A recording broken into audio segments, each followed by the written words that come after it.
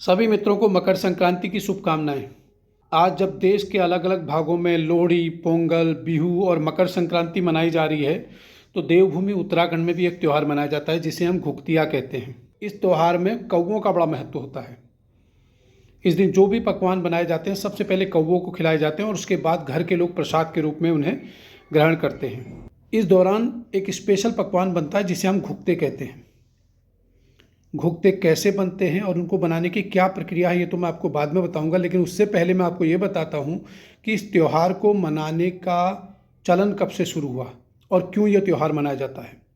एक पौराणिक कथा के अनुसार कहा जाता है कि उस समय कुमाऊं मंडल में चंद्रवंशी राजाओं का शासन हुआ करता था। राजा कल्याण चंद्र कुमाऊं मंडल के राजा हुआ करते थे। राजा कल्याण चंद्र की कोई संतान नहीं थी, जिसके कारण वो बड़ा दुखी रहा करते थे। तो फिर एक बार राजा कल्याण चंद ने बागनाथ मंदिर में जाकर अपने पुत्र रत्न की प्राप्ति के लिए एक यज्ञ किया और जिसके बाद भगवान बागनाथ की कृपा से उन्हें पुत्र रत्न की प्राप्ति हुई। और इस दौरान राजा के निसंतान होने से उनका जो एक मंत्री था वो बड़ा खुश हुआ करता था कि राजा निसंतान है और राजा के बाद ये पूरा राज्य मुझे मिलेगा। वो राजा की पुत्र प्राप्ति के बाद बड़ा दुखी हुआ और राजा के पुत्र को मारने के षड्यंत्र रचने लगा।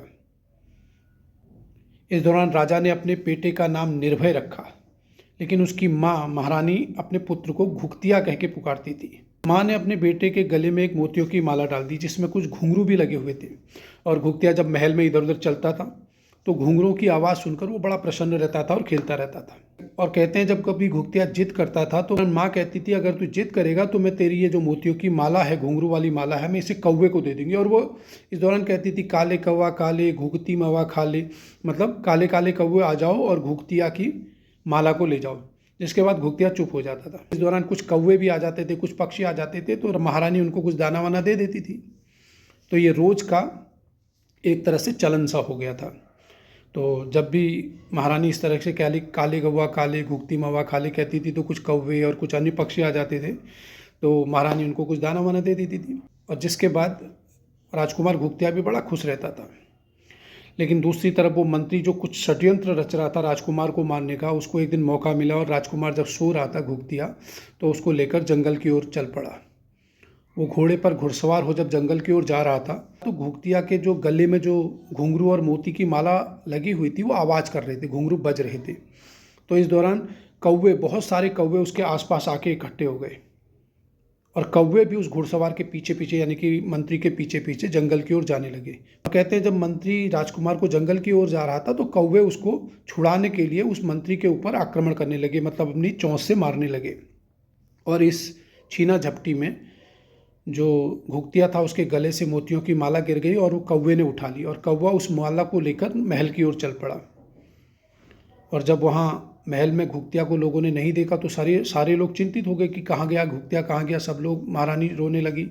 राजा ने अपने दूत इधर उधर भेज दिए कि भाई कहाँ गया घुघतिया। तो तभी कौवा आया। कौवे ने काँव काँव करते हुए घुघतिया की माला नीचे डाल दी। तो सभी ने घुघतिया की माला देखी तो फिर कौवा जंगल की ओर उड़ने लगा। तो सभी को लगा कि कौवा कुछ बताना चाहता और राजा ने अपने कुछ दूत कौवे के पीछे पीछे भेज दिए। और जब वो जंगल में वहाँ पहुँचे तो तब तक वहाँ जो अन्य कौवे थे उन्होंने उसको लहूलुहान कर दिया था मंत्री को, और राजकुमार नीचे जंगल में बैठा हुआ था। तो तभी घुड़सवारों ने राजकुमार को देखा और राजकुमार को लेकर सभी लोग वापस महल की ओर आ गए।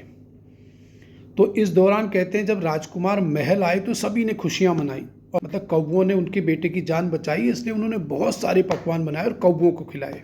और तभी से ये प्रचलित हो गया पूरे कुमाऊं मंडल में। और राजा ने अपने पूरे कुमाऊं मंडल में घोषणा कर दी कि उस दिन सभी लोग अपने घर में त्यौहार मनाएंगे और पकवान बनाएंगे और कौवों को खिलाएंगे।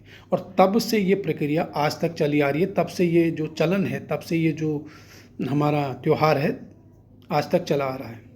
अब मैं आपको बताता हूँ कि जो इस दिन जो पकवान बनते हैं जिसे हम घुघते कहते हैं वो बनते कैसे हैं। गुड़ की चाशनी से आटे को गूंदा जाता है, उसमें कुछ पीस के कुछ ड्राई फ्रूट्स वगैरह डाल दिए जाते हैं और उसके बाद उनको रोल बना के कुछ इस तरह की आकृति बनाई जाती है और इनको फिर तेल में तल लिया जाता है, जिसके बाद इन्हें सबसे पहले कौवों को खिलाया जाता है और उसके बाद घर के लोग खाते हैं। और ये बड़े स्वादिष्ट होते हैं खाने में। इनको आप काफ़ी दिनों तक खा सकते हैं, ख़राब नहीं होते हैं। उत्तराखंड की भूमि समृद्ध सांस्कृतिक विरासत वाली भूमि है। यहाँ पर कई ऐसे लोक पर्व मनाए जाते हैं जिनका बड़ा महत्व है।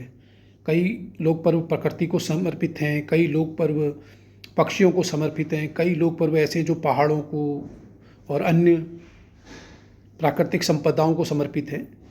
तो ये जो हमारा घुघतिया का त्यौहार है, ये पक्षियों को समर्पित त्यौहार है, प्रकृति को समर्पित त्यौहार है।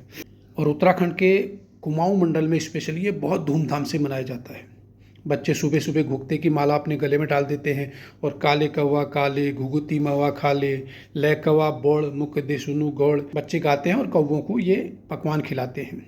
मैं अपने सभी मित्रों से अनुरोध करूंगा, जो उत्तराखंड में रहते हैं वो तो इसे मनाते ही हैं, लेकिन जो उत्तराखंड से बाहर रोजगार की तलाश में या पढ़ने लिखने के लिए अन्य शहरों में महानगरों में आकर बस गए हैं, वो भी इसे मनाएं और अपने बच्चों को बताएं कि हमारे उत्तराखंड की सांस्कृतिक विरासत कितनी समृद्ध है। तभी हमारे ये तीज त्यौहार, हमारे ये लोक पर्व हमारे बच्चों तक जाएंगे और हमारे बच्चों से उनके बच्चों तक जाएंगे। इसलिए सभी लोग इसे मनाएं और अपने बच्चों को भी मनाने के लिए प्रेरित करें। धन्यवाद।